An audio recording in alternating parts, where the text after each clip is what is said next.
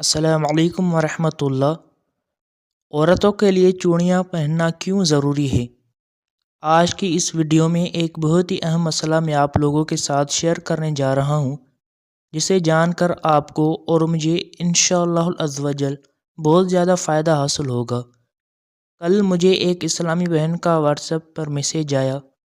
وہ فرما رہی تھی کہ میں نے یہ سنا ہے کہ جس عورت نے زیور نہ پہن رکھا ہو یا جس عورت کے ہاتھ میں چوڑیاں نہ ہوں، اس عورت کے ہاتھ کا پکا کھانا حلال نہیں ہے، جائز نہیں ہے۔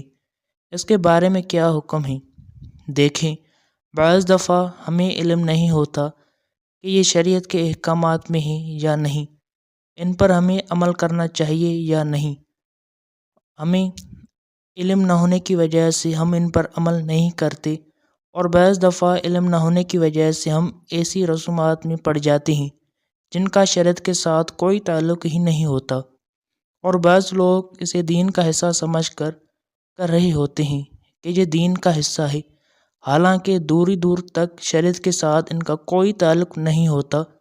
بعض لوگوں کے ذہنوں میں ایسی غلط فہمیاں پائی جاتی ہیں کہ جو شرعی نقطہ نظر سے ان کی کوئی حقیقت ہی نہیں ہوتی، اور یہ ہوتا اس وقت ہے جب ہم دین سے دوری اختیار کر لیتے ہیں، اسلام کی نالج نہ ہونے کی وجہ سے۔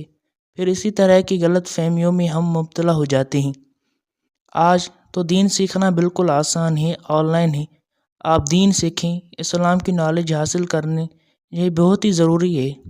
شریعت میں عورت کے لیے سجنا سنورنا بننا شریعت کے حد میں رہتے ہوئے بالکل جائز ہے۔ عورت سج سکتی ہے، سنور سکتی ہے، اس کے لیے بننا سنورنا سجنا شریعت کے حد میں رہتے ہوئے یہ بالکل جائز ہے۔ اپنے شوہر کو خوش کرنے کے لیے اگر وہ عورت بنتی سنورتی ہے، سجتی سنورتی ہے، تو اس پر اسے ثواب بھی ملے گا۔